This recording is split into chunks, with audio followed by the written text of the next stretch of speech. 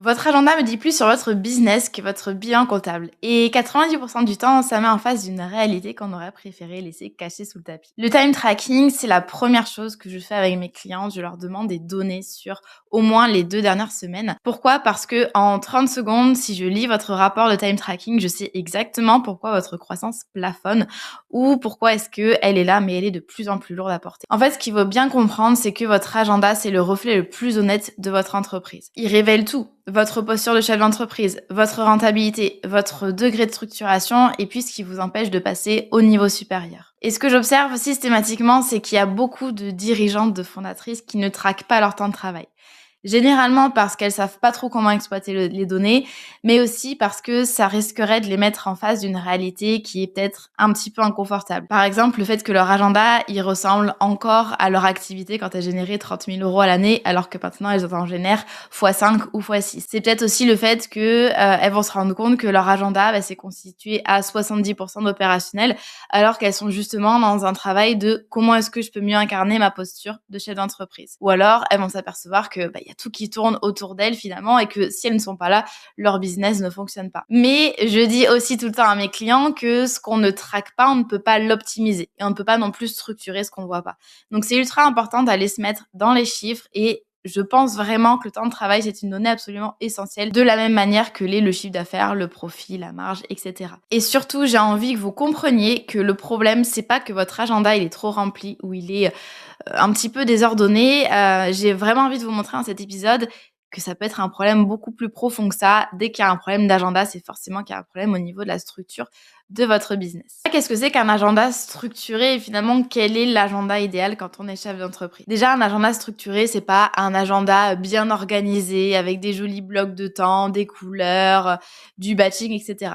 Un agenda structuré, c'est un agenda qui est cohérent par rapport à votre activité et votre business model du coup, vos ambitions et le degré de maturité, en tout cas le niveau d'expérience finalement de votre boîte. La répartition de votre temps de travail, elle se fait autour de 4 grands pôles. Donc le premier pôle, c'est le pôle CEO, on va dire.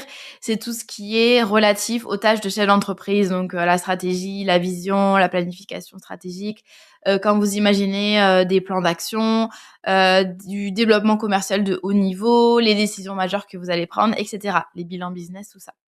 Deuxièmement, alors on va dire, je schématise. On peut avoir une répartition qui est un petit peu différente, mais globalement, c'est assez universel. Il y a plusieurs rôles, on va dire, pour un chef d'entreprise. Donc, il y a déjà le rôle un peu de visionnaire stratège. Deuxième rôle, c'est surtout si vous avez un business de service, c'est un peu la clientèle avec laquelle je bosse, vous avez normalement un gros pôle livraison. Donc, c'est tout ce qui concerne finalement la réalisation de la prestation pour vos clients, toute la production, l'exécution. Donc, ça peut être des séances de coaching live, en groupe, en individuel. Ça peut être le fait de réaliser des projets, etc. Il y a aussi, donc à côté de ça, on va dire, c'est l'opérationnel, mais pour vos clients. Il y a l'opérationnel aussi qui n'est pas pour vos clients, donc tout ce qui est marketing, communication, micro-tâches, email, customer care, comptabilité, etc. Et puis, il y a une quatrième rubrique, si vous avez une équipe, c'est le management, donc tout ce qui est brief, validation, réunion, etc. Et donc finalement, un bon agenda de chef d'entreprise, c'est un agenda qui est bien structuré par rapport à ces 4 pôles. Sachant que je ne vais bien sûr pas vous donner une répartition universelle, ça dépend de plusieurs variables. Ça dépend d'ailleurs de 3 variables différentes. Première variable, évidemment, c'est votre chiffre d'affaires. Je vais faire un raccourci un petit peu, mais votre chiffre d'affaires est finalement révélateur un peu du niveau de votre entreprise. Évidemment, c'est pas le seul indicateur, mais bien sûr, on considère que globalement, la part dédiée à la casquette de chef d'entreprise, CEO, donc on l'a vu, stratégie, etc., elle va progressivement augmenter. Également pour le management, ça va progressivement augmenter, sauf si vous faites le choix de déléguer le management à un bras droit, directeur des opérations, OBM, etc. Mais globalement, en fait, le temps dédié à la livraison de clients et la gestion des opérations, donc tout ce qui est opérationnel, va diminuer pour laisser place normalement, mais il y a plein de business pour lesquels ça ne bouge pas, même si le chiffre d'affaires est fait x2, x3, x5 en quelques années, on a la répartition initiale. Et c'est ce qui explique aussi des problèmes de plafonnement ou de surcharge de l'entrepreneur. Mais normalement, il y a une balance évidemment qui va se faire. Deuxième variable, ce sont vos objectifs du moment. parce que je trouve que les contenus business au sujet du time tracking manquent énormément de nuances, de subtilité, on va dire. Évidemment qu'il y a des fois où votre agenda, il peut être totalement déséquilibré sur le papier, mais en soi, ça correspond à vos objectifs du moment. Si vous êtes dans une phase de structuration intense, donc beaucoup de recrutement, beaucoup de documentation en interne, vous optimisez vos process, etc., il y a la part dédiée aux opérations. Si vous avez en tout cas, vous, envie de le faire en tant que chef d'entreprise, la part des opérations. Donc, l'opérationnel va monter évidemment dans votre planning, mais de manière temporaire. En fait, c'est ça qui est important aussi. Si vous êtes dans une phase de lancement d'une nouvelle offre, etc., vous allez passer plus de temps à la fois sur le marketing et la communication et à la fois sur votre stratégie. Si votre objectif est de recruter, former, évidemment, quand vous allez avoir de nouvelles recrues, la part dédiée au management, aux réunions et aussi à la préparation de l'onboarding de vos prestataires, de vos membres d'équipe va évidemment évoluer et augmenter. Si vous êtes, je vous prends l'exemple de mon propre exemple. Donc moi, il y a eu ça fait pendant 5-6 ans, j'ai vendu des programmes en ligne, des formations en ligne, des programmes avec coaching ou non, live ou non. Donc voilà. Il y avait des années où en fait mon focus était la vente, donc générer plus de visibilité et plus de conversion. Il y avait des années au contraire où c'était vraiment le développement produit. Notamment en 2024, j'ai à la fois mis à jour un énorme programme signature que j'avais à l'époque, donc la Micropreneur Academy. Et en même temps, j'ai créé un nouveau programme pour les entrepreneurs avancés qui s'appelait Hello CEO. Et donc, je savais évidemment, comme c'est moi qui faisais la création des programmes, je savais que cette année-là, j'allais avoir énormément de développement produit. C'est comme ça que je le mets dans mon time tracking, c'est comme ça que je catégorise. J'allais avoir beaucoup de développement de produits, donc beaucoup de temps passé sur le plan, la création des supports, etc., etc. Et puis, la variable numéro 3, c'est évidemment votre business model. Un business qui va être basé sur de la prestation haute valeur, haute proximité, main dans le cambouis, de l'accompagnement vraiment premium, ça va pas être du tout la même chose qu'un business basé sur de la vente de produits ou de la vente de formation. Plus votre modèle il est scalable, donc c'est-à-dire qu'il dépend pas de vous pour la livraison, moins la livraison doit peser dans votre agenda. Quand je dis livraison, c'est bien réalisation de vos prestations. Donc évidemment, selon votre chiffre d'affaires, vous n'allez pas avoir la même répartition du temps de travail. Et c'est pour ça que je vous donne pas un framework en mode il faut que vous passiez X% de votre temps sur le management, sur la casquette de chef d'entreprise, etc. Par contre, une règle absolument universelle, c'est que le temps dédié à vos clients, donc à la livraison de vos offres, à l'exécution de vos prestations, ça ne devrait pas dépasser. Et ça, c'est une règle qui vaut dès le début, même pour les débutants. En tout cas, ça commence à être vraiment important à partir de 40, 50 000 euros de chiffre d'affaires annuel. Ne dépassez pas plus de 3 jours par semaine pour la livraison de vos offres, grand maximum. En tout cas, pas si votre objectif, c'est de faire évoluer votre boîte au fur et à mesure des années avec suffisamment de temps dédié à votre casquette de stratège visionnaire et puis aussi de marketeur commercial. Donc ça, c'est important aussi. Et donc, en fait, si votre agenda, il respecte pas cette cohérence, c'est pas forcément un problème d'organisation. En fait, très souvent, et je vais y revenir juste après, mais très souvent, on se dit, je suis pas assez organisée, c'est pour ça que j'ai pas assez de temps pour mon marketing ou pour ma casquette de chef d'entreprise. Je fais pas assez de batching, j'anticipe pas assez les choses. En fait, très souvent, c'est surtout que ça montre que votre business, il est pas structuré de façon à vous laisser incarner pleinement votre rôle de chef d'entreprise. C'est-à-dire que votre business, normalement, il devrait pouvoir générer des clients, créer de la valeur pour vos clients et vous permettre d'avoir du temps, plein de temps, pour développer votre activité sur le plan marketing, vente et puis stratégie d'entreprise. Donc là, je vais vous parler des 5 déséquilibres que je vois trop souvent dans les agendas de mes clients ou de mon audience. En fait, quand j'analyse un agenda, je cherche toujours des patterns, c'est-à-dire des choses qui se répètent, des schémas qui se répètent, des habitudes. Et il y a vraiment 5 déséquilibres qui reviennent systématiquement. Donc, comme j'ai dit, c'est pas des problèmes d'organisation. Vous allez voir que c'est des choses qui sont un peu plus profondes que ça. Le premier déséquilibre que je vois très souvent, et peut-être que vous allez vous reconnaître là-dedans, c'est qu'il y a trop d'opérationnel dans votre agenda. Donc quand je dis opérationnel, c'est à la fois le temps passé pour vos clients et puis à la fois le temps passé à gérer votre activité. Donc tout ce qui est création de contenu, email, contact, etc. Le symptôme, du coup, c'est que vous avez 70, 80, 90% de votre temps qui est dans l'opérationnel. Donc, vous passez votre temps à gérer, à créer, à livrer, à exécuter pour vos clients. Euh, En général, il y a une double cause, on va dire. La première, c'est une question de posture et de croyance. Vous avez construit un business qui repose sur vos épaules. Vous êtes persuadé que personne ne le fera aussi bien que vous. Personne ne peut onboarder vos clients aussi bien que vous. Personne ne peut gérer le customer care aussi bien que vous et personne ne peut communiquer aussi bien que vous. Il y a aussi ce truc de j'ai peur de lâcher le contrôle. J'ai peur que mes clients ne soient pas contents parce qu'ils viennent pour moi. J'ai peur que déléguer, ça me coûte trop cher, etc. Donc, il y a vraiment tout ce truc de croyance et donc de posture parce que ça influence le chef d'entreprise que vous êtes. Deuxièmement, il y a aussi un truc il y a un problème de structure évidemment dans votre business, c'est-à-dire que s'il y a trop d'opérationnel, c'est que votre business, il est trop complexe par rapport à la taille de votre entreprise. Ça aussi, c'est un gros sujet que je vois souvent chez mes clients. La plupart de mes clients, ils ont un business qui est trop complexe. Donc, il y a trop d'offres, il y a trop de process, il y a trop d'étapes, il y a trop de projets, etc. Il y a trop de membres d'équipe par rapport à la taille de votre business. On surestime les moyens qu'on doit avoir quand on a un business à multi-six chiffres. Si vous faites 100 000 euros par an, 200 000 euros, 300 000, 400 000, 600 000, il y a fort à parier. Et j'ai vraiment envie que vous puissiez réfléchir à ce sujet parce que c'est hyper important.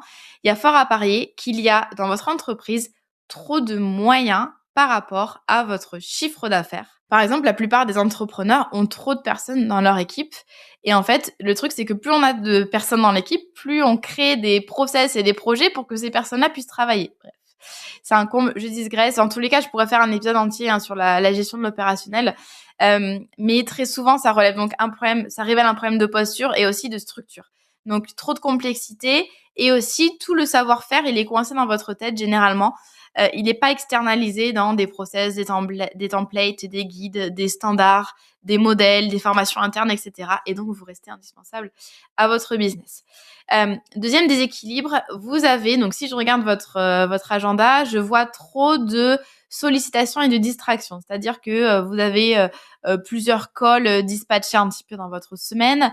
Ça, c'est vraiment un levier qu'on peut améliorer très rapidement et ça peut permettre de retrouver pas mal de charges, de bandes passantes, on va dire, dans votre semaine. Donc, trop d'appels. Vous passez votre temps sur Slack à répondre à votre équipe. Vous passez votre temps sur Telegram à répondre à vos clients. Donc, toute la journée, sans structure. Pire, vous ouvrez votre boîte mail 5 fois par jour et donc vous relisez à chaque fois les différents mails jusqu'à pouvoir y répondre, etc. Des petites questions rapides de votre équipe. Enfin, vous avez, là encore, de toute façon, ça revient toujours un petit peu... on en revient toujours aux mêmes problématiques. Là encore, il y a peut-être un problème de posture, c'est que vous pensez qu'être un bon entrepreneur, c'est pouvoir être présent H24 pour votre équipe et pour vos clients. Pour votre équipe, j'en ai déjà fait un épisode de podcast. D'ailleurs, je vous mettrai le lien sous la vidéo ou dans la description de l'épisode. Plus vous habituez votre équipe à répondre rapidement et à répondre sur toutes les questions qu'ils ont, et plus vous entraînez votre équipe à ne pas être autonome et être vraiment dépendante de vos validations. Donc ça, c'est encore un point qu'on pourrait aussi creuser. Mais de manière générale, c'est parce que vous n'avez pas mis un process de décision clair et suffisamment de cadre. Et en fait, en l'absence de règles définies, tout le monde vous contacte n'importe quand. Vous, comme il n'y a pas de cadre, vos clients et votre équipe n'ont pas d'attente auquel se raccrocher. Donc, vous êtes là en mode, qu'est-ce qu'ils vont penser si je réponds 2 jours après ? Tandis que s'ils savent que vous répondez par exemple dans les 48 heures, c'est OK. Et tout le monde attend et vous n'avez pas cette pression sur les épaules. Et en fait, vous n'avez pas délimité ce qui nécessite votre validation aussi. Donc là, je parle de l'équipe plutôt, versus ce qui peut être décidé de manière autonome. Ça, c'est vraiment un gros levier si vous avez une équipe, parce que sinon, on va vous solliciter pour tout, même des micro-détails. Troisième déséquilibre, c'est trop de management. Vous passez votre temps à répondre aux questions de vos équipes, à faire des réunions, à faire des briefs et à faire des validations. Ça, c'est pour les business qui sont plus avancés en général, qui génèrent déjà multi-6 chiffres par an, qui ont une équipe, on va dire, à partir de 3, 4, 5 personnes, ça peut commencer à alourdir le management, en tout cas si on l'optimise pas.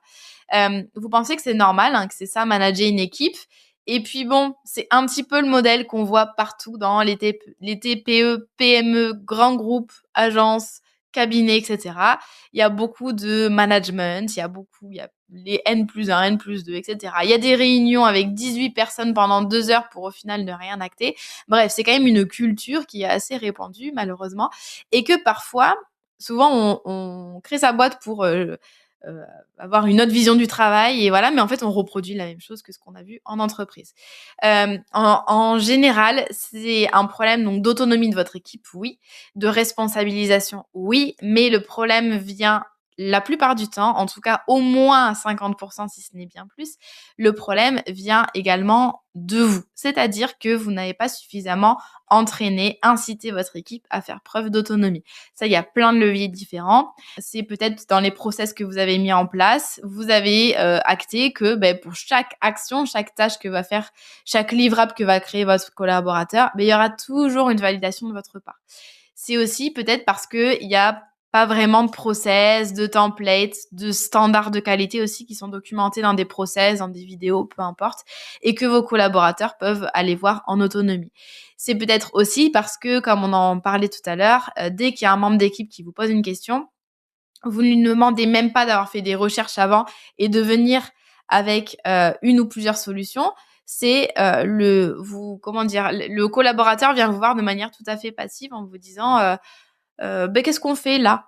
Et en fait, c'est vraiment un process à avoir en interne. C'est OK, à quel moment est-ce que je peux être sollicitée pour des questions? De quelle nature? Quelles sont les questions que mon équipe peut résoudre en autonomie? Quelles sont les questions qui nécessitent une consultation où on me demande mon avis? Et quand on me demande mon avis, comment est-ce qu'on le structure? Comment est-ce qu'on structure le problème? Où est-ce qu'on me l'adresse? Est-ce que c'est par SMS? Est-ce que c'est via le Slack de l'équipe dans le bon canal? Est-ce que la personne vient déjà avec une première réflexion? Ça, c'est vraiment un bon conseil que j'aurais à vous donner, c'est que dès qu'il y a un problème qui est amené par un collaborateur, il faut qu'il vienne avec une ou deux pistes de solutions, par exemple. Vous voyez, il y a plein de choses qui sont possibles à mettre en place sur l'autonomie de votre équipe sans avoir besoin de changer d'équipe. Et en fait, vous compensez un problème peut-être de cadre ou de clarté par de la présence. En fait, vous surcompensez en étant tout le temps présente et en répondant à tout le monde. En fait, plus vous êtes présente, moins votre équipe l'est autonome. En fait, c'est vraiment un cercle vicieux et ça révèle vraiment un manque de structure au niveau de la délégation. Quatrième déséquilibre, c'est la dispersion. Donc, vous passez du coq à l'âne, votre agenda, il saute d'un sujet à l'autre sans cohérence. Donc, le matin, vous faites de la compta, l'après-midi, vous allez avoir un call client. Entre les deux, enfin, 2 calls clients. Entre les deux, vous allez créer du contenu, vous allez préparer une réunion, etc. Et en fait, vous croyez souvent que c'est un problème de focus personnel, que vous devriez mieux vous organiser, batcher les tâches, avoir plus de discipline, etc. Ça, donc là, je vais pas vous parler de structure et de posture pour une fois, c'est plutôt un problème de priorité stratégique claire. C'est-à-dire que si tout est urgent, rien n'est urgent. Si vous n'avez pas défini ce qui est vraiment important pour vous ce trimestre en termes d'objectifs, en termes de résultats, vous allez naturellement jongler entre 15 priorités parce qu'en fait, vous n'avez pas de vision d'ensemble, vous n'avez pas de plan stratégique d'ensemble ou alors elle existe mais elle n'est pas traduite en action concrète, en priorité un petit peu du quotidien. Et du coup, vous êtes tout le temps en mode réactif. Donc, vous réagissez aux urgences, aux imprévus, aux choses qui popent dans votre agenda. Mais il n'y a pas de vision d'ensemble à 2 mois, 3 mois, 6 mois, 1 an. C'est vraiment un truc qui peut faire stagner votre croissance. Et enfin, cinquième déséquilibre, c'est que vous avez dans votre agenda trop de tâches à faible valeur ajoutée. Donc, des tâches administratives, de la saisie, de la mise en forme, de la recherche. Des trucs que maintenant, en 2026, et si vous m'écoutez les années après, c'est encore plus flagrant, des trucs que vous pouvez automatiser, déléguer à l'IA ou alors même supprimer. Et très souvent, c'est des trucs qu'on fait depuis des années. En fait, on se pose même plus la question. On est en mode pilote auto. Sauf que moi, je vous conseille vraiment, et c'est un truc qu'on fait tout le temps avec mes clientes, c'est prendre tout votre quotidien. Donc, en fait, c'est le mapping des tâches de l'entreprise et regarder tout ce qui peut être supprimé, simplifié, automatisé, délégué à l'IA, délégué à un membre de l'équipe. En fait, vous continuez à faire les tâches par habitude. Moi, il y a tellement de trucs que je gérais encore à la main il y a quelques années et là, je fais ça en 2 minutes avec l'IA et ça me permet, moi, de me concentrer sur ma zone de génie et c'est pareil pour mes collaborateurs. Est-ce que cette tâche apporte vraiment de la valeur? Ça, c'est une question à laquelle il faut évidemment avoir une réponse et faire aussi cet audit régulièrement. En fait, le problème ici, c'est que vous n'avez pas optimisé votre chaîne de valeur, c'est-à-dire toutes les actions qui font qu'on arrive à des résultats tangibles dans votre boîte, par exemple, on arrive à livrer les clients. Vous n'avez pas cartographié les tâches pour voir vraiment, pour identifier ce qui relève de votre zone de génie versus ce qui peut être externalisé versus ce qui pourrait tout simplement être supprimé sans qu'il y ait vraiment de conséquences. Donc ça, c'est vraiment, vous voyez là, je vous ai listé 5 déséquilibres dans votre agenda et vous voyez que le point commun, c'est que je ne vous ai pas parlé d'organisation personnelle, de batching, voilà, toutes ces choses-là qui relèvent de la productivité personnelle parce que je suis intimement convaincue, enfin c'est même une certitude, que ça relève surtout, non, 99% du temps, d'un problème à la fois de posture et à la fois de structure. Et en fait, vous pouvez avoir le meilleur outil d'organisation du monde, Asana, Notion, mettre des rituels matinaux, la méthode Pomodoro, etc. Vous pouvez avoir la meilleure discipline personnelle, vous réveiller à 5 heures, faire du yoga, planifier vos semaines 3 mois à l'avance. Si votre business, il n'est pas structuré pour vous permettre d'absorber toutes vos différentes casquettes de chef d'entreprise, donc pour vous permettre de livrer vos clients, de trouver de nouveaux clients, d'encaisser de l'argent et en plus de réfléchir à la vision et à la stratégie, il y a un problème effectivement de structure. Ça peut venir de votre business model, ça peut venir de comment est constituée votre équipe, ça peut venir de plein de choses à la fois. Mais en fait, retenez qu'un agenda bordélique, c'est que le symptôme d'un business qui n'a pas les fondations pour passer au niveau supérieur. Et tant que ces fondations ne sont pas là, vous allez tourner en rond et vous allez toujours revenir au même point. Quand je parle de structure business, qu'est-ce que j'entends par là? J'entends des process qui sont documentés. Donc, il n'y a plus tout qui est coincé dans votre cerveau. Il y a vraiment tout qui est mis par écrit. Donc, si vous vous absentez, quelqu'un peut reprendre la tâche que vous faites régulièrement sans trop de problème. Vous n'êtes plus la seule personne à savoir comment on fait. Des niveaux d'autonomie qui sont définis. Donc, les membres d'équipe, quel est leur degré d'autonomie? Quelles sont les responsabilités vraiment très claires qu'on leur affecte? Quand est-ce qu'on demande la validation? Quand est-ce qu'il n'y a pas besoin, etc. Une offre aussi qui peut être livrée sans que vous soyez H24 dans l'exécution. Donc, une offre qui est peut-être plus simple, plus rentable, plus scalable, déléguer une partie ou non. Il y a tellement de façons d'optimiser les offres et là, c'est pas le sujet de ce podcast. Des process de décision clairs, une feuille de route stratégique sur les 6 prochains mois, les 12 prochains mois. Voilà. Et en fait, votre agenda, il va changer que si ces éléments-là sont là et sont solidifiés. C'est ça la structure et c'est ça qui va vous libérer en tant que chef d'entreprise. Et finalement, restructurer votre agenda, ça commence par restructurer votre business et regarder comment est-ce qu'il fonctionne finalement. Comment est-ce que les différents pôles de votre business, donc le marketing, la com, etc., comment est-ce qu'ils s'articulent entre eux. Et ça commence par un diagnostic honnête, finalement. Déjà, je dis souvent, on peut pas optimiser ce qu'on mesure pas, mais aussi on peut pas optimiser ce qu'on ne diagnostique pas avant. Donc, qu'est-ce qui bloque actuellement dans mon business? Où est-ce que je compense avec mon temps et mon énergie, alors que ça devrait être résolu par de la structure, peut-être plus de délégation, plus de simplification, etc. Qu'est-ce qui m'empêche de passer au moins 20% de mon temps sur ma casquette de chef d'entreprise et non pas dans l'opérationnel? Et ensuite, une fois qu'on a ça, on regarde quels sont les process qui drainent le plus d'énergie et de temps et comment est-ce que on simplifie ça au fur et à mesure. Et c'est exactement ce qu'on fait avec mes clientes en mentorat individuel dans Ascent. On commence vraiment par un audit complet à la fois de votre business et de votre agenda. On part vraiment de votre agenda parce que, comme j'ai dit, ça révèle beaucoup de choses sur votre business. On identifie les déséquilibres et puis on reconstruit ensemble votre business. Un agenda structuré, c'est pas juste un luxe, c'est vraiment signe que votre business fonctionne comme une vraie entreprise et que votre business est prêt pour son prochain niveau. Si vous n'avez pas encore commencé le time tracking, je vous conseille vraiment de le faire là sur 1 ou 2 semaines parce que vous allez sans doute voir beaucoup de choses sur votre business et comprendre beaucoup de choses par rapport à votre croissance. Merci pour votre écoute et puis je vous donne rendez-vous dans un prochain épisode. À très vite.